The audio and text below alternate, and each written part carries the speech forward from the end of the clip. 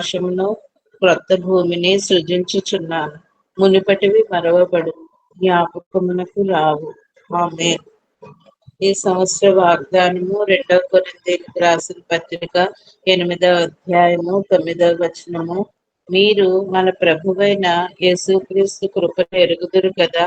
ఆయన ధనవంతుడై ఉండియు మీరు తన దారిద్ర్యం వలన ధనవంతులు కావాలనని మీ నిమిత్తము దరిద్రుడాయను. ఆమేన్. ఆమేన్. Amen amen. చదవబడినటువంటి వాగ్దానములు దేవుడు మన జీవితంలో అనుదినము సఫలపరుస్తూ భద్రపరుస్తూ మనల్ని కాచి కాపాడుతున్న రీతిని బట్టి కృతజ్ఞతాస్థుతులు చెల్లించుకుంటూ నేటి దీవెనలతో మనందరినీ దీవించి ఆశీర్వదించునుగాక. Amen amen. కూడి వచ్చిన అందరికీ మరొకసారి పేరు పేరున వందనాలండి. మరి ప్రశస్తమైనటువంటి సమయానికి వచ్చి ఉన్నాము. వాక్య సందేశాన్ని ఆశా కల్వల మనకి వివరిస్తుంది. సమయాన్ని అమ్మాయికి ఇద్దాము. Praise the Lord. అందరికీ సమయం ఇచ్చిన మమ్మీకి డాడీకి కూడి మీ అందరికీ ముఖ్యంగా దేవాదేవునికి నా వందనాలండి. మూలవాక్యం ఒకటి చదువుకొని మనము ప్రార్థన చేసుకుందాము. ఇర్మియా గ్రంథము 32వ అధ్యాయము 40వ వచనంలో 2వ భాగం చదువుకుందాము. ఇర్మియా 32 40వ వచనంలో 2వ భాగము నేను చదువుతానండి. వారు నన్ను విడువకుండునట్లు వారి హృదయములలో నా ఎడల భయభక్తులను పుట్టించెదను. ప్రార్థన.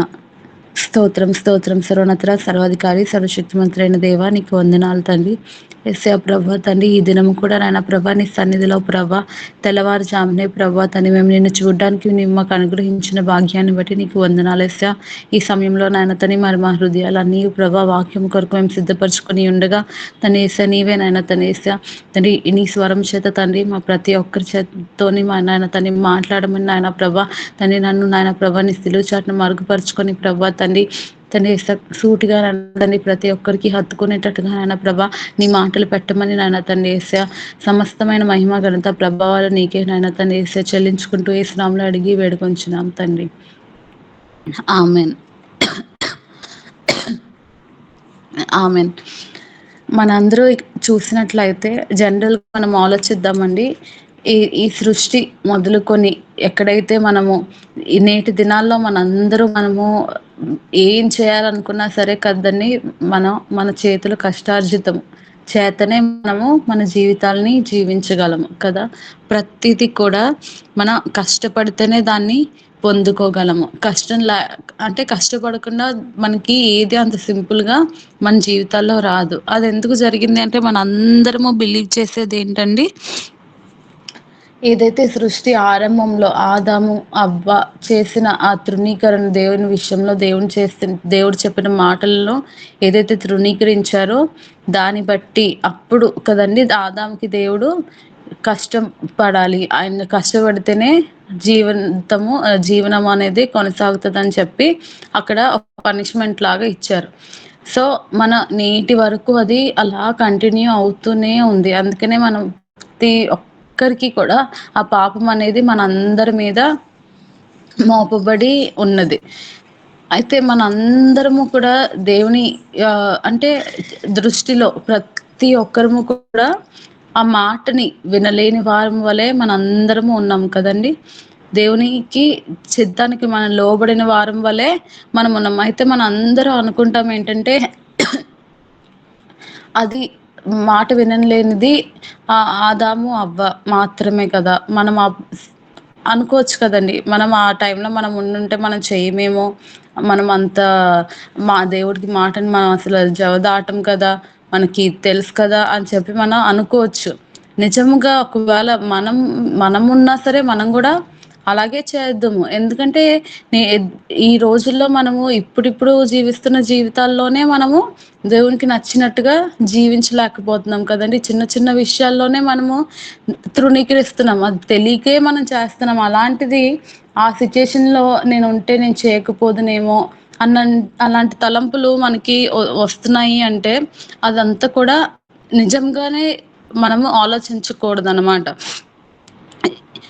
ప్రస్తుతం ఉన్న రోజుల్లో కూడా మనము ఇప్పుడు ఫేస్ చేసే ప్రతి దినము, అనుదినము మనం చూస్తున్నట్లయితే ఏదో ఒక విషయంలో మనం దేవునికి తృణీకరిస్తూ, దేవునికి నచ్చలేని పనులు చేస్తూ, లేకపోతే అసలు ఆయనకి ముందు ప్రయారిటీయే ఇవ్వకుండా మనం జీవిస్తున్నాం. ఇది చాలా మంది చేస్తున్న పొరపాటు. ఎంత భక్తి చేసినా, ఎంత ఇది చేసినా అసలు దేవుడికి ఫస్ట్ ప్రయారిటీ ఇవ్వకుండా మనం చేస్తున్నాం అంటే నామకార్థముగా మనము భక్తి చేస్తున్నాం అన్నమాట. సో అలా చేసిన భక్తి వలన మనం దేవునికి ఇష్టం లేని ప్రజల వలె, అంటే ఇంకా ఆయనకి నొప్పించే ప్రజల వలె మన అందరం మారిపోతున్నాం అనమాట. ఎంత మనము దేవుని సన్నిధిలో దేవునికి తెలుసుకొని ఆయన మాటలు మనం విని ఉన్న ప్రజలుగా మనం ఉన్నప్పటికీ కూడా మన ఎప్పుడు కూడా చేసే ప్రతి పనిలోని, వేసే ప్రతి అడుగులోని ఆయనకి మొదటి స్థానం అనేది దేవునికి ఇస్తున్నామా లేదా అనేది మనము ఆలోచించుకుంటూ ఉండాలన్నమాట. ఈరోజు మనం యోనా చూసుకుందాము. మనందరికీ తెలిసిన స్టోరీయే కదండి. ఇది మనందరికీ తెలిసిన సందర్భమే ఇది. అయితే ఇందులో మనం చూసినట్లయితే ఏం జరుగుతుంది అంటే, యోనా అనేది మనందరికీ తెలుసు కదా, ఆయన ఒక ప్రవక్త కదా. యోనాకి దేవుడు ఒక విషయాన్ని బయలుపరిచాడు, ఒక సంగతిని ఆయన దృష్టికి ఆయన దేవుడు బయలుపరిచారు. అది దేనికి సంబంధించిన ప్రత్యక్షత ఆయనకి ఇచ్చారు. నినివే పట్టణస్తుల గురించి ఆయనకి ఒక బాధ్యతని దేవుడు అప్పగించారు కదండి. అక్కడికి వెళ్ళి ఆ పట్టణస్తులకి వారు చేస్తున్నదంతయు కూడా వాళ్ళకి చెప్పి దాన్ని నాశనం చేయబోతున్నానని చెప్పి ప్రకటించమని యోనాని పంపిస్తారు కదండి. అయితే మరి యోనా ఏం చేశారు ఇక్కడ? యోనా ఏం చేశారంటే ఆయన తర్షీషు పట్టణంనకు పారిపోవడానికి వెళ్ళిపోతారనమాట. ఎందుకు అలా వెళ్ళిపోయారు అని అంటే, స్టార్టింగ్ మనం ఇక్కడ చూసినట్లయితే అదే అధ్యాయంలో 3వ అధ్యాయంలో 4వ అధ్యాయంలో మనకు ఉంటుంది. మనం ఈ స్టోరీ మనందరికీ తెలిసిందే కాబట్టి మనము ఫాస్ట్గా దీన్ని చూసుకుందాము. 4th అధ్యాయంలో ఏముంటుందంటే 2వ వచనం మనం చూసుకుందాము. యోనా 4వ అధ్యాయం. యెహోవా, నేను నా దేశ మందుండగా ఇట్లా జరుగునని నేను అనుకుంటుని కదా, అందువలననే నీవు కటాక్షమును, జాలియును, బహుశాంతమును, అత్యంత కృపయు గల దేవుడవైండి పశ్చాత్తాపపడి కీడు చేయక మానుదునని నేను తెలుసుకొని దానికి ముందుగానే తర్షీషునకు పారిపోతిని. ఆమేన్. ఆమేన్. ఇక్కడ మనం చూసినట్టయితే యెహోవా వాక్కు అతనికి బయలుపరచబడి అక్కడికి నినివే దగ్గరికి వెళ్ళి వాళ్ళకి ప్రకటించాలి. ఇదంతా అతనికి ఎప్పుడైతే దేవుడు ఆయన దృష్టిలో పెట్టారో అప్పుడే యోనా ఏం చేశాడండి, వాళ్ళు క్షమించబడతారు అని చెప్పి ఆయన హృదయంలో వెంటనే ఇమ్మీడియట్ గా దేవుడు ఆ దర్శనం ఆయనకి పెట్టి అది ప్రవచనం ఆయనకి ఇచ్చి వెళ్ళి ప్రవచించాలి, ఆ పట్టణం అంతటి అందు ప్రవచించాలి అని చెప్పినప్పుడు ఇమ్మీడియట్ గా ఏం ఆలోచించారంట, దేవుడు దయగలవాడు, కృపగలవాడు, అత్యంత కృపగలవాడై ఉండి పశ్చాత్తాపడి కీడు చేయక మానేస్తారని చెప్పి ఆయన హృదయంలో వెంటనే అనుకున్నారంటే ఇండైరెక్ట్ గా ఈయన కూడా ఆ ప్రజలందరి నిమిత్తము ఇతను వెంటనే దేవుడే వాళ్ళని క్షమించేస్తాడు అని చెప్పి ఒక తీర్మానం ఆయన తీసుకొని సరే అని చెప్పి వెళ్ళిపోయారు. అయితే యోనాకి వాళ్ళని క్షమించడం ఇష్టం లేదు, ఎందుకంటే అంత భయంకరమైన పాపము, అంత చెడ్డ మార్గంలో ఆ పట్టణస్తులందరూ ఉండిపోయారు కదండి. అయితే యోనా ఏం చేస్తారు, తర్షీషునకి వెళ్ళిపోతారు. ఇక్కడ యోనా ఎంత అలా వెళ్ళిపోయినప్పుడు కూడా ఒక ఓడలో మనందరూ చూసినట్లయితే తను ఓడలో ఉంటారు. ఓడలో కిందకి దిగువ భాగంకు వెళ్ళి నిద్రపోతా ఉంటారనమాట. అయితే ఆ ఓడలో ఉన్న వారందరూ కూడా విగ్రహారాధికులే కదండి, ఇతర దేవుల్ని కొలిచే వాళ్ళే అనమాట. వారందరూ కూడా ఏంటి, పెద్ద అలరేగి పెద్ద తుఫాన్ రేగి మొత్తము అతలాకుతలం అయిపోతున్నప్పుడు ఎవరి వల్ల జరుగుతుంది అని చెప్పి వాళ్ళు అలా చూస్తున్నట్లయితే యోనా అని చెప్పి వాళ్ళకి తెలుస్తుంది కదా, చీట్లు వేసుకుంటారు, యోనా పేరు వస్తుంది. తర్వాత యోనా దగ్గరికి వెళ్ళి అడిగితే అప్పుడు ఏం జరుగుతుంది, నేను ఇలాగా దేవుడు నాకు ఇక్కడికి వెళ్ళమంటే నేను ఇక్కడికి వెళ్ళాను, అందుకనే ఇలా జరుగుతుంది, నన్ను పాడేయండి బయట అని చెప్పి అంటే వాళ్ళు వెంటనే అలా ఆ ప్రజలందరూ ఏమనుకుంటారు. పదవ వచనం మనం చూద్దాము. మొదటి అధ్యాయము 10వ వచనము.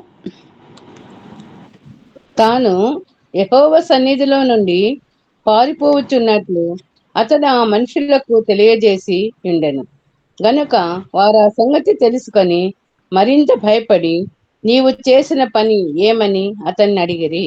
ఆమేన్. ఆమేన్.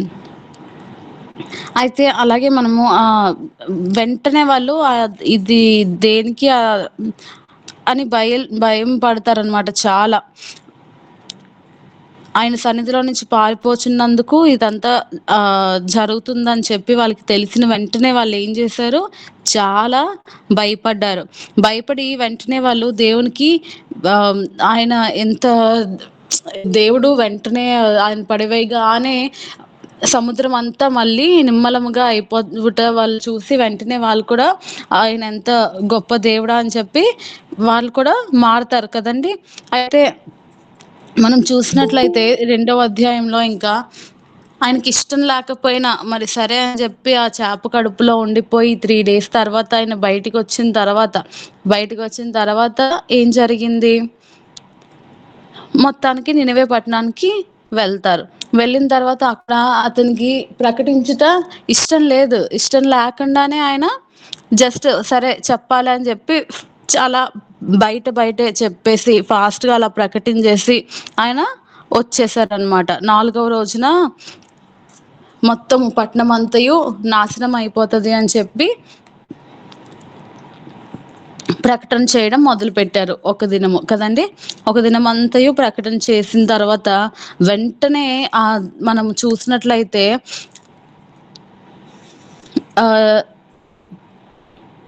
ఆ ప్రజలు నినివే పట్టణంలో ఉన్న ప్రజలందరూ కూడా ఏం చేస్తారు, వెంటనే అది విని నినివే పట్టణం వారు దేవుని యందు విశ్వాసం ఉంచి ఉపవాస దినము చాటించి ఘనులేమి అల్పులేమి అందరూ గోనెపట్ట కట్టుకొనిది. ఈ సంగతి నినివే రాజునకు వినబడినప్పుడు అతడును తన సింహాసనము మీద నుండి దిగి తన రాజవస్త్రములు తీసివేసి గోనెపట్ట కట్టుకొని బూడిదలో కూర్చుండెను. ఇక్కడ మనం చూసినట్లయితే వెంటనే వాళ్ళకి అది వినపడగానే ఎప్పుడైతే యోనాకి ఆ సంగతి దేవుడు బయలుపరిచి వెళ్ళి ప్రకటన చేయమన్నారో వెంటనే యోనా ఎలాగైతే దేవుడు వాళ్ళని క్షమించేస్తాడని చెప్పి ఆయన తన హృదయంలో అనుకున్నాడో అట్టి రీతిగానే వీళ్ళకి ప్రకటన చేసిన వెంటనే వీళ్ళు ఒక ఉపవాస దినాన్నే ప్రకటించుకున్నారు పట్టణం అంతటికి కదండి. విని వారు విన్నట్టుగా ప్రార్థనలు చేసుకోవట్లేదు. ఆ పట్టణంలో ఉన్న ఆ ఐక్యత మనం ఇక్కడ చూడాలన్నమాట. ఇప్పుడు మనం ఏదైనా దేవుడి వాక్యము అది ఇక్కడ మనం విన్నప్పుడైతే ఎప్పుడైతే మనము ఇలా దేవునికి ఎడల మనం మిస్టేక్స్ చేస్తున్నాము అని అలాంటిది ఎప్పుడైనా మనకు తెలిసినట్లయితే మనం ఏం చేస్తామంటే ప్రతి వాక్యానికి వెంటనే మన హృదయాల్ని మనము ప్రార్థన చేసుకుంటాం అంతే కదండి. ఎప్పుడు కూడా మన కుటుంబం అంతటిని కలుపుకోనో లేకపోతే మన చుట్టాలందరినీ కలుపుకోనో ఒక దినం ప్రకటించుకోనో అలాగా మనము చెయ్యము, మనకు అర్థమవుతూనే ఉంటది. కానీ ఇక్కడ నినివేవారు అందరూ పాపంలోనే ఉన్నారు కదా. యోనా ప్రకటన చేసినప్పుడు ఎవరికి వాళ్ళు చేసుకోవచ్చు కదా, ఎవరికి వాళ్ళే ప్రార్థన చేసుకోవచ్చు. కానీ ఇక్కడ ఏం జరిగింది, మొత్తము వాళ్ళు ప్రకటన చేసుకున్నారు. ఏం ప్రకటన చేసుకున్నారు, ఒక ఉపవాస దినాన్ని చాటించుకున్నారు. అందరూ ఘనులేమి అల్పులేమి అందరూ గోనెపట్ట కట్టుకున్నారు కదా. ఇంక్లూడింగ్ రాజు కూడా సింహాసనం దిగిపోయి అంతా లోబడ్డారనమాట. జనరల్గా మనం చూసినట్లయితే పాపంలో ఉన్నవారు అంత ఈజీగా అసలు మనమే నేటి దినాల్లో ఏదైనా ఒక మాట చెప్పామనుకోండి ముందు, ఆ తర్వాత కొన్ని సందర్భాల వల్ల కొన్ని విషయాల వల్ల ఏదైనా దానికి రివర్స్ గా ఆపోజిట్ గా అయితే మనం ముందన్న మాట మీదే కూర్చునిపోయి గట్టిగా ఏదైతే అది అయ్యింది, నేను నా మాట మీదే ఉంటానని అనుకుంటాం. కానీ కొంచెము సరే సరిదిద్దుకుందాము, మారుదాము అని చెప్పి అసలు మనం అన్నీ అనుకోము. అంత ఈగోయిస్ట్ మెంటాలిటీతో మనందరూ ఉంటాం కదా. అలాంటిది ఇక్కడ నినివే వారు ఎంత దేవునికి ఎంత కోపం రగిలిస్తే ఆయన మొత్తం నాశనం చేసేస్తారు అన్నారంటే వాళ్ళు ఎంత విపరీతమైన పాపంలో ఉన్నారో మనము గ్రహించుకోవాలి. అలాంటి వారు కూడా కేవలం వారి సొంత విషయాల కొరకు కాకుండా, వాళ్ళ సొంత ప్రాణముల కొరకు కాకుండా, పట్టణం అందరూ కలిసి దేవునికి లోబడడానికి ఒక దినము ప్రకటించుకొని ఒక తీర్మానం తీసుకున్నారు చూడండి. ఎంత ఐక్యత కలిగి మనం కూడా అంత ఐక్యతగా ఉండాలి. దేవుని సన్నిధిలో మనందరూ రీతిగా ఏదైతే దేవుడు మనకి చెప్పారో ఆయన మనకి మనందరూ ఏక శరీరులుగా ఉండాలి. ఒక శరీరానికి అవయవం వల్లే మనము ఉండాలి కదండి. అలాగ మనం ఎప్పుడైతే ఉంటామో అప్పుడు మన ఎన్ని తప్పులు చేసిన దేవుడు వెంటనే మనల్ని సరిదిద్దడానికి ఆయన వెనక తీయకుండా ఉంటారు కదండి. అలా మనం చూసినట్లయితే కింద వాళ్ళ అంత చేసి మారు మనస్సు తెచ్చుకున్న వెంటనే 10వ వచనంలో మనం చూద్దాం. 3వ అధ్యాయము 10వ వచనంలో, ఈ నినేవే వారు తమ చెడు నడతలను మానుకొనక వారు చేయుచున్న క్రియలను దేవుడు చూచి పశ్చాత్తాప్తుడై వారికి చేయుదునని తాను మాట ఇచ్చిన కీడు చేయక మానెను. ఆమేన్. హల్లెలూయా, ఆమేన్. ఇక్కడ మనం చూసినట్లయితే నాకు ఒక పెద్ద మాట అండి. ఏంటది? దేవుడు చూచి పశ్చాత్తాప్తుడై వారికి చేదనని తాను మాట ఇచ్చిన కీడు చేయక మానెను. ఇది అసలు దేవుడు పశ్చాత్తాప్తుడు అయ్యే అంతలా వాళ్ళు మారిపోయారంటే ఎంత ఘనులో కదండి నినివే వారు. అసలు మన ఈ యోనా మనము చదివినప్పుడు మనకి దీని నుంచి ఎన్నో ఇన్స్పైరింగ్ విషయాలు మనకు తెలుస్తాయి కదా. ఒక్కొక్క క్యారెక్టర్ని ఒక్కొక్క ఇదిగా మనము దాని నుంచి గొప్ప విషయాలు మనం నేర్చుకోవడానికి ప్రతి ఒక్క క్యారెక్టర్ ఇందులో ఉంది. మనం తిమింగలం కూడా కదండి, ఏదైతే లోపల దాచుకుందో వెంటనే మనందరం చాలా వాక్యాలు వినే ఉంటాం. దేవునికి వెంటనే లోబడింది, లోపల దాచుకుంది కదా. అది ఎంత ఇన్స్పైరింగ్. యోనా కూడా ఎంత ఇన్స్పైరింగ్. ఆయన ముందుగానే వాళ్ళని క్షమించేస్తారని చెప్పి దేవుని పనే మళ్ళీ చేయడానికి వెళ్ళారు. ఆయన ఎంత దేవుని మాట వినకపోయినా ఆయన దేవుని కార్యం చేయట కొరకే దేవుని విషయంలోనే ఆయన ముందుకు వెళ్ళారు కదా. ఆయన నుంచి కూడా మనం చాలా ఇన్స్పైర్ అవ్వాలి. వీటన్నిటికంటే ఆ ఓడలో ఉన్నవారు వారిని చూసి కూడా మనము ఇన్స్పైర్ అవ్వాలి. దాని తర్వాత అన్నిటికంటే నేను ఎక్కువగా ఈ విషయాల్లో నాకు ఏదైతే ఇన్స్పైరింగ్ అంటే, అంత పాపములో ఉండి వారి వల్లనే కదా ఆ పట్టణస్థుల్లో అంత పాపులుగా ఉండడం వల్లే అసలు దేవుడు ఎంత చేయాల్సి వచ్చింది. యోనాకి వెళ్ళవలసి ఉన్నది, ఆయన వెళ్ళలేదు. ఆ ఓడెక్కారు, అదంతా ఇదైపోయింది. తర్వాత తిమింగలం లోపలికి 3 days ఉండిపోయారు. మళ్ళీ బయటకు వచ్చి మళ్ళీ మొత్తానికి వెళ్ళారు. అంత చేసి అవంతా ఎందుకు జరిగింది? కేవలము ఈ పట్టణస్థులు దేవునికి విరుద్ధముగా ఉండి ఆయనకి సరిగ్గా ఆయనకి ఇష్టమైన మార్గంలో వారు లేకపోవటం వల్లనే ఇవన్నీ కూడా జరిగాయి. మరి అంత జరిగిన తర్వాత ఎవ్వరు కూడా అంత ఈజీగా ఒక్క ప్రకటనతో వాళ్ళు మారారు. ఎందుకు అంటే ఒక ఉపవాస దినము వారు పట్టణం అంతటికి ప్రకటించుకున్నారు కదండి. అందరూ విధేయులైపోయారు. ఒక్కరు కూడా కాదు, అసలు అల్పులేమి ఘనులేమి ఎవ్వరేమి ఉన్నవారు అందరూ కూడా దేవునికి ఇంక్లూడింగ్ యానిమల్స్ అన్ని కూడా దేవునికి వాళ్ళు ఉపవాస దినం ప్రకటించుకొని వారు చేసినదంతయు వారు ఒప్పుకొని వెంటనే ఇమ్మీడియట్గా అలా చేసేసరికి ఏమైందండి, మన దేవుడు రోషము గల దేవుడు అని చెప్పి మనం ఎంతో ప్రార్థనలు చేస్తాం. ఆయన ఎంత కృపామయుడో అంతే రోషము గల దేవుడు. అలాంటి ఆయన పశ్చాత్తాప్తుడయ్యాడు కదండి. మనము అసలు ఎవరైనా మన ఎడల తప్పు చేసినట్లయితే ఎన్ని ఇయర్స్ మనం క్యారీ చేస్తామండి వాళ్ళ మీద కోపాన్ని. ఒక్కరోజు ఏదో వాళ్ళు మనకి ఏదో హెల్ప్ చేస్తారని చెప్పి వాళ్ళు మనం ఎప్పుడో 10 years బ్యాక్ చేసిన అంటే మనం ఏదైనా దుఃఖపరిచారు అనుకోండి ఒక చాలా సంవత్సరాల క్రితము, సడన్గా ఒక రోజు వచ్చి వాళ్ళు మనతో నవ్వుతూ మాట్లాడితే, లేకపోతే వాళ్ళు మన ఎడల మళ్ళీ కొంచెం ఏదో సహాయం చేస్తే మనం ఆ కోపం మర్చిపోతామా? మీరెవ్వరైనా ఎవ్వరూ మర్చిపోము. మనం ఎవ్వరూ కూడా మర్చిపోము. పోనీ ఏదో అది అయిపోయింది కదా అని చెప్పి దాని గురించి ఆలోచించడం మానేస్తాం, కానీ అలా మన హృదయాల్లో దాన్ని పెట్టుకొని మోస్తూనే ఉంటాం కదా! ఎంత మోస్తామంటే అది అసలు అవసరమే లేదు అలా మోయుట.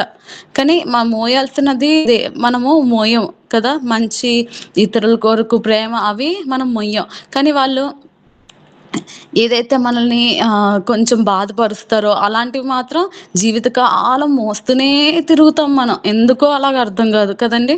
ఎందుకు మోస్తామో, బాధపరిచే మాటలు మాత్రమే మనం మోసేస్తాం. దేవుడే పశ్చాత్తాప పడుతున్నారు. కేవలం ఒక్క దినము ప్రకటించిన ప్రకటన విని వాళ్ళు మారు మనసు ఏమో ఒకవేళ వెంటనే వాళ్ళు చేసేసారు.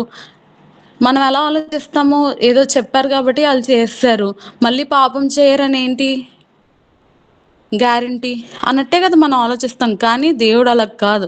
వాళ్ళు వెంటనే వాళ్ళ హృదయములు ఎరిగి ఆయన ఎంత చక్కగా వాళ్ళందరూ ఐక్యత కలిగి నా మాట విన్నారని చెప్పి ఎంత ఆయన ఇంకా ఆనంద పడిపోయి ఒక పశ్చాత్తాప్తుడు అయ్యాడంటే అది ఆ మాటను మనము అస్సలు వివరించలేమండి. అంత గొప్ప దేవుడు. ఆయన అంత గొప్ప దేవుడు మనం కలిగి ఉండి మనము చిన్న చిన్న విషయాల్లో మన చుట్టూ ఉన్నవారినే క్షమించలేకపోతున్నామంటే అది అసలు మనల్ని మనం పరీక్షించుకోవాలి, పరిశీలించుకోవాలి. మనము కేవలము మనం జీవించే జీవితం ఏసే, ఆయనే మార్గము, ఆయనే జీవము, ఆయనే సత్యము. ఏసే ఎందుకు ఈ భూమి మీదకి వచ్చారు? మనం ఒకసారి మత్తయి సువార్త చూసుకుందాము. 12వ అధ్యాయము 39వ వచనం నుంచి 41 వరకు చూద్దాం. 39 నుంచి 41వ వచనం వరకు చదువుకుందాం.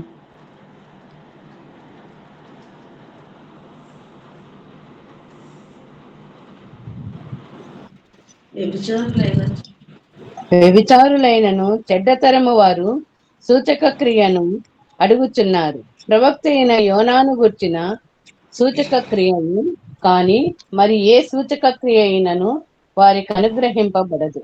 యోన 3 రాత్రింబగళ్ళు తిమింగళం కడుపులో ఎలాగుండునో అలాగూ మనిషి కుమారుడు 3 రాత్రింబగళ్ళు భూగర్భంలో ఉండును. నినెవే వారు యోన ప్రకటన విని మారు మనసు పొందిరి కనుక విమర్శ సమయమున నినెవే వారు ఈ తరము వారికి నిలువబడి వారి మీద నేరస్థాపన చేతురు. ఇదిగో యోనా కంటే గొప్పవాడు ఇక్కడ ఉన్నాడు. విమర్శ సమయమున దక్షిణ దేశపు చాలు 41 వరకు. Okay, thank you. హల్లెలూయా, దేవునికి స్తోత్రము. ఇక్కడ మనం చూసినట్లయితే వ్యభిచారులైన చెడ్డతరము వారు సూచక క్రియ అడుగుచున్నారు. నేటి దినాల్లో మనందరము కూడా దేవుడు ఏదో చేస్తారు, దేవుడు ఏదో చేసేస్తారు. ప్రతి ప్రార్థన కూడా ఇది దయచేయండి, ఇది దయచేయండి అని చెప్పి మనం అందరూ అడుగుతున్నాం కదండి. దేవుడు దేవుడుగా ఉన్నాడు కాబట్టి మనము ఆయన్ని స్తుతించాలి. ఆయన సూచక క్రియలు చేస్తున్నారు కాబట్టి ఆయన దేవుడు కాదు. ఆయన దేవుడు కాబట్టి మనకు కావాల్సినవన్నీ ఆయన చేస్తున్నారు కదా. అయితే నేటి దినాల్లో ఆయన మన కొరకు వదిలేసిన సూచక క్రియ ఏదైతే ఉన్నది అంటే అది కేవలము మన కోసం మరణించి 3 దినాలు అయిన తర్వాత తిరిగి లేచుట మాత్రమే మన కొరకు వదిలేసిన సూచక క్రియ. దాన్ని మాత్రమే మనం విశ్వసించాలి, దాన్ని మాత్రమే మనము నమ్మాలి. ఆ సిలువనే మనం చూడాలి కదండి. ఇందాక అక్కడ చూసాం మనము, నినివే వారు పట్నం అంతయు కూడా ఎంత ఐక్యతతో దేవుని ఎడల భయభక్తులు చూపించి వారు చేసిన తప్పునంతటిని వారు తొలగించుకొని వారు ఎంత మేలుని ఇక్కడ పొందారో మనము 41 వచనంలో మనము చూడొచ్చు కదా. విమర్శ సమయమున నినివే వారు ఈ తరము వారితో నిలువబడి వారి మీద నేరస్థాపన చేతురు. ఎంత ఘనత వారికి ఇచ్చారు కదా. దేవుడు వారిని క్షమించటే వారికి గొప్ప ఘనత కదండి. మనం ఎక్స్క్యూజ్ మీ, దేవుడు మనం చేసిన పాపాల నుంచి మనల్ని విడిపించడమే మనకి ఆయన చేసే గొప్ప సహాయము, మనకు చేసే గొప్ప క్రియ కార్యము. అలాంటిది వారు చేసిన తప్పు వారు తెలుసుకొని దేవుని సన్నిధిలో వారు ఒప్పుకున్న తర్వాత, దేవుడు పశ్చాత్తాప్తుడై వారిని క్షమించిన తర్వాత కూడా వారందరికీ ఆయన ఎంత ఘనత అనుగ్రహించారంటే, మనందరి మీద వాళ్ళు నేరస్థాపన చేయడానికి వాళ్ళకి దేవుడు ఎంతో ఘనత అధికారం ఇచ్చారు కదా. ఇప్పుడు మనము ఈ ఈ సమయంలో ఈ దినము మనం ఏం ఆలోచించుకోవాలి అంటే, మన 2 విషయాలు మనం చూద్దామండి. మనం చేసిన తప్పులు ఏవైతే ఉన్నాయో అవి దేవుడు క్షమించగలడు కదా. ఏది చేసినా ఎన్ని చేసినా దేవుడు వాటిని ఈజీగా క్షమించగలడు. ఎన్నో భయంకరమైన పొరపాటులు చేసి పాపములు చేసిన వారినే దేవుడు క్షమించారు. మన హృదయాల్లో చిన్న చిన్న ఈ లోకానికి సంబంధించి మనం జీవిస్తున్నాం కాబట్టి తప్పు చేయటం అనేది చాలా సహజము. అలాంటి వాటి నుంచి మనము ఏం చేయాలి అంటే, ఇమ్మీడియట్గా మనం అందరము కూడా దేవుని సన్నిధిలో వాటిని ఒప్పుకోవాలి. ఒప్పుకొని దేవుని సన్నిధిలో వాటిని మనము సరి చేసుకోవాలి. ఎప్పుడైతే సరి చేసుకుంటామో ఆయన వాటిని క్షమించుటయే కాదు, మనల్ని దానిలో మన నమ్మకముగా ఉంటే గనక మనల్ని అధికారం, ఎంతో మనం ఊహించిన అధికారం మనకి మన చేతులకి ఆయన అప్పగిస్తారు. దాంట్లో మనకి ఒక ఇంకొకరిని కూడా మనం జడ్జ్ చేసే అంతగా దేవుడు మనకి గొప్ప అధికారాన్ని మనకి దయచేస్తారు కదండి. అందుకే మనం మొదట ఇర్మియాలో మనం చూసినట్లయితే 32వ అధ్యాయము 40వ వచనంలో మనం చూసాం కదా. అందులో ఉంటది, నేను వారికి మేలు చేయట మానకుండునట్లు నిత్యమైన నిబంధన చేయుచున్నాను. వారు నన్ను విడువకుండునట్లు వారి హృదయములలో నా ఎడల భయభక్తులను పుట్టించెదను. మనము ఏదైనా ఎప్పుడైనా ఆ కాలంలోనే కాదు, ఈ కాలంలోనే కాదు, దేవుడు ఎల్లకాలము ఏకరీతిగా ఉండే దేవుడు. మన హృదయాల్లో కొంచెమైనా సరే ఏదైనా మనం త్రోవ తప్పిపోతున్నామేమో అని ఆయనకు అనిపిస్తే ఇమ్మీడియట్గా ఆయన యందు భయభక్తులు ఆయనే మనకి పుట్టిస్తారు. మనం అది అబ్జర్వ్ చేసుకోవాలి, దాన్ని మనం గ్రహించుకోవాలి, చూడాలి. మనకి ఏదైనా మన హృదయాలకి తలంపు ఆయనే ఇస్తాడు. భయభక్తులు మనం పెంచుకున్నట్టు కాదండి, భయభక్తులు కూడా దేవుడే ఇచ్చే అంత గొప్ప కృపగల దేవుడు కదా. అలాంటి మనము అలా విషయాల్లో మనం చూసుకొని ఎప్పుడైతే ఆయనకి ఇష్టలుగా మనం ఉండాలి, అదొక్కటే మనం చేయాల్సిన, కోరుకోవాల్సిన విషయము. అందరూ కూడా కళ్ళు మూసుకుందామండి. ఎలా అయితే నినివే పట్టణపు వారందరూ, ప్రజలందరూ కూడా ఐక్యత కలిగి వారు చేసిన ఏదైతే తప్పులు ఉంటాయో, ఏవైతే ఆ దేవునికి విరుద్ధమైన పనులు ఉంటాయో, అందరూ కలిసి ఏదైతే విధంగా తీర్మానించుకొని ఒక దినాన్ని వాళ్ళు ప్రత్యేకపరుచుకున్నారో, మనం కూడా దేవుని విషయంలో ఎప్పుడైతే ఆయనకి మనం ఆయాసకరంగా ఉన్నదన్నప్పుడు మనం కూడా సమయాన్ని ప్రత్యేకపరుచుకొని ఆయన కొరకు మనము గడపాలి కదండి. మన జీవితాలు ఎలాంటి జీవితాలనైనా దేవుడు మార్చగలిగే దేవుడు.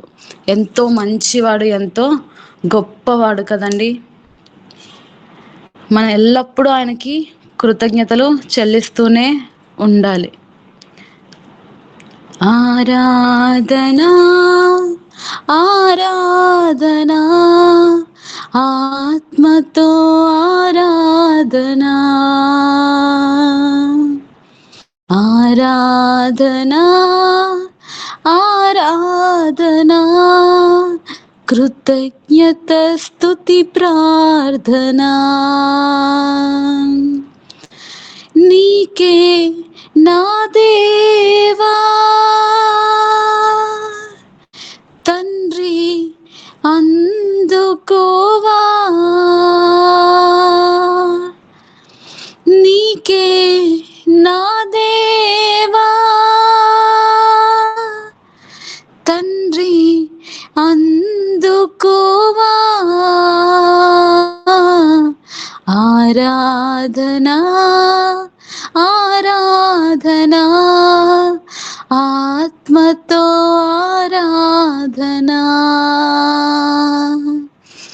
ఆరాధనా ఆరాధనా కృతజ్ఞత స్తుతి ప్రార్థనా. ఆయన అంతయు వ్యాపించి ఉన్నవాడు కదండి, మన చింతలన్నీ తీర్చేటి గొప్ప దేవుడు. అంతయు వ్యాపించి ఉన్నవాడా నీకే ఆరాధనా. చింతలు తీర్చే గొప్పవాడా కృతజ్ఞత స్తుతి ప్రార్థనా. అంతయు వ్యాపించి ఉన్నవాడా నీకే ఆరాధనా. చింతలు తీర్చే గొప్పవాడా కృతజ్ఞత స్తుతి ప్రార్థనా. అందరూ కలిసి చెప్దాము. నీకే నా దేవా తండ్రి అందుకోవా నీకే నా దేవా తండ్రి అందుకోవా. ఆయన అన్నిటికీ ఆధారమైన వాడు. మనం నమ్మి చెప్దాం, ఎన్నటికీ మారని మంచివాడు. అన్నిటికీ ఆధారమైన వాడా నీకే ఆరాధనా. ఎన్నటికీ మారని మంచివాడా కృతజ్ఞత స్తుతి ప్రార్థనా.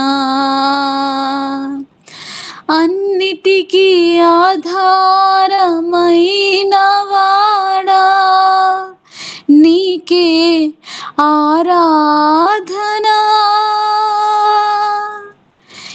ఎన్నటికీ మారని మంచివాడా.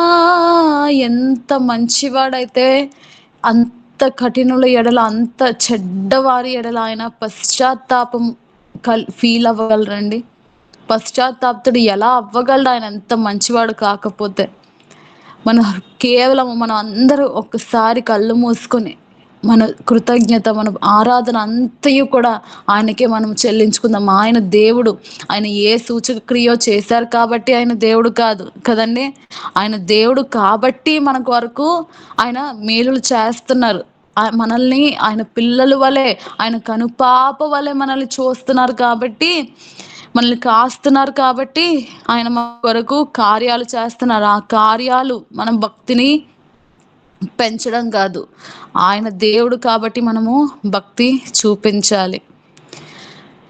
నిరాశతో ఉన్న నాహీన బ్రతుకును నీ కృపతో నింపితివే.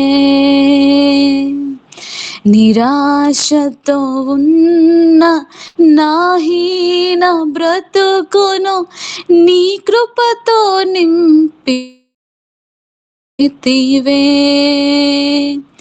నీవు చూపిన ప్రేమను పాడగా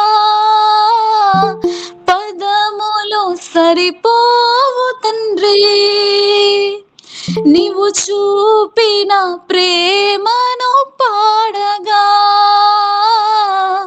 పదములు సరిపోవు తండ్రి.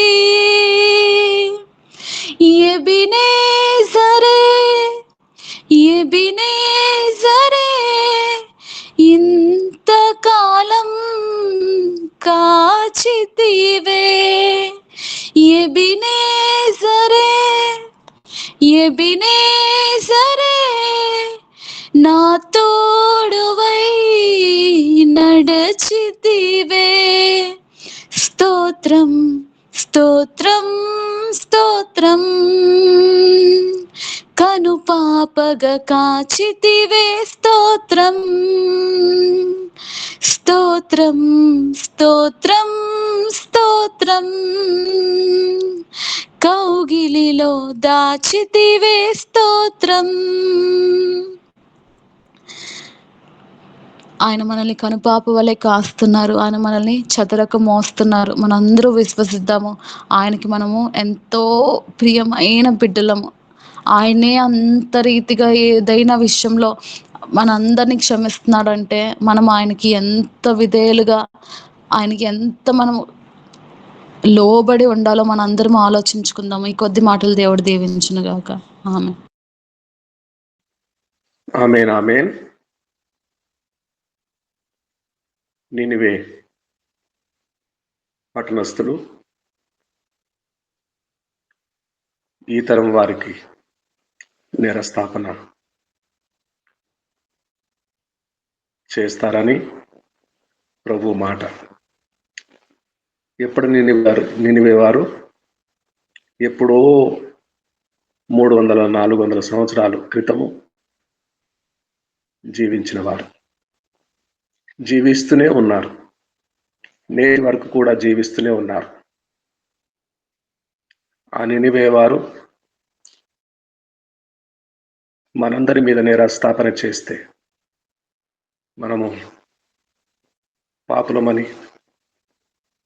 విగ్రహారాధికులమని, అబద్ధమాడే జనములని మనందరి మీద నేరస్థాపన చేస్తే, భక్తి ముసుగులో మోసాలెన్నో చేస్తున్న వారమని నేరస్థాపన చేస్తే మనం ఎక్కడుంటాం? ఏమైపోతాం? ప్రశ్న. నినివే వారు ఎప్పుడో జీవించారు కదా. ఎన్ని సంవత్సరాలు అయింది? మృతులైపోయారు, చచ్చిపోయారు. ఆ తరం గతించిపోయింది. తరములన్నిటికీ ముందుగా ఉన్నవాడు,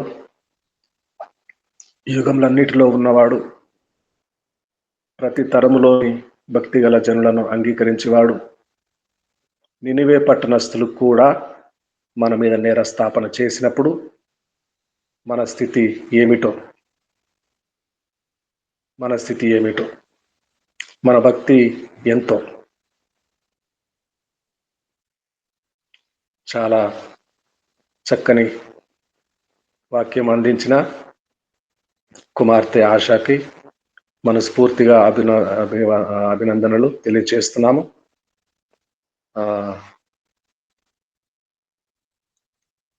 ప్రభు నేర్పిన ప్రార్థన చెప్పుకుందామండి.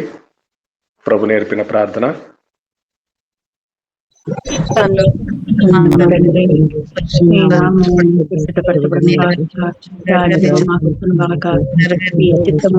నెరవేరినట్లు భూమి నెరవేరును గాక. మానదనాహారం మాకు దయచేయండి. క్షమించిన ప్రకారం మరణం క్షమించు. మమ్మల్ని శోధనలోనికి తప్పించు. ఎందుకంటే రాజ్యము, బలము, మహిమ నిరంతరము నీవైనా మా తండ్రి. ఆమేన్. గ్రేస్ మనోరంజనమ్మ గారు విన్న వాక్యమును బట్టి ఆశా కుమార్తెను మనసారా దీవిస్తారని, దీవెన వచనము, ఆశీర్వచనము విడుదల చేస్తారని మనం చేస్తున్నాం. గ్రేస్ మనోరంజనమ్మ గారు. మహోన్నతుడ, మహాపరిశుద్ధుడ, దయగల తండ్రి, ఈ శ్రేష్టమైన ఉదయకాల సమయాన్ని మాకు అనుగ్రహించి బిడ్డ ఆశాన్ని మా తండ్రి నిలవబెట్టుకొని మీ పరిశుద్ధ మా పట్లకు తండ్రి సత్యాలను విడుదల చేయటానికి, వెలవచ్చటానికి ఆత్మకు మరింపు అనుగ్రహించిన గొప్ప దేవ, వేలాది వేల స్తుతులు, స్తోత్రాలు.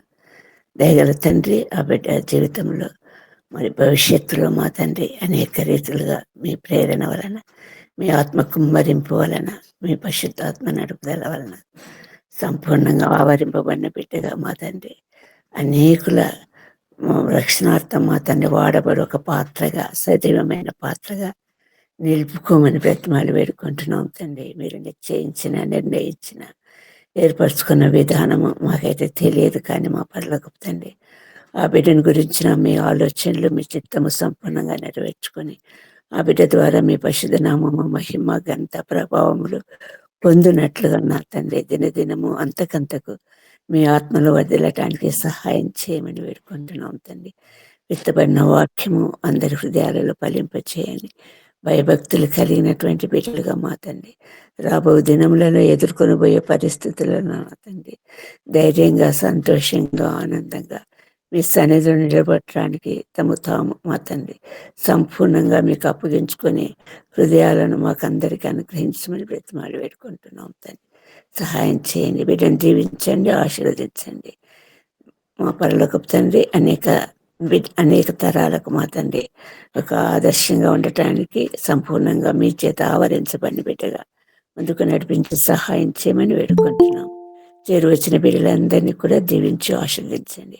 ప్రతి ఒక్కరిని మా తండ్రి మీ పరిశుద్ధ నామానికి మహిమకరంగా జీవిస్తూ అనేకులకు ఆశీర్వాదకారకంగా ఉండటానికి అన్ని విధాల మీ కృప, ఉచిత కృప, కేవలం ఉచిత కృప అందరి మీద కుమ్మరించమని, ఆత్మ కుమ్మరింపు అనుగ్రహించమని బ్రతిమాలుకుంటూ మమ్మల్ని అందరినీ మీ దయగల హస్తాలకు అప్పగించుకుంటున్నాం తండ్రి. సహాయం చేయండి, ఆదినకర్త సహాయం చేయండి. ఈ దినానికి కావాల్సిన నింపుదల, పరిపూర్ణమైన నడుపుదల మా అందరికీ అనుగ్రహించమని వేడుకుంటున్నాం తండ్రి. మమ్మల్ని అందరినీ మీ ఆధీనంలో ఉంచుకొని మీ మహిమార్థం సాక్షాత్ మమ్మల్ని అందరినీ జీవింపచేయమని బ్రతిమాలుకుంటూ మమ్మల్ని మీ పరిశుద్ధ హస్తాలకు అప్పగించుకుంటూ ప్రభువైన యేసుక్రీస్తు పేరట ప్రార్థించి వేడుకుంటున్నాం తండ్రి. ఆమేన్. ఆమేన్. ఆమేన్.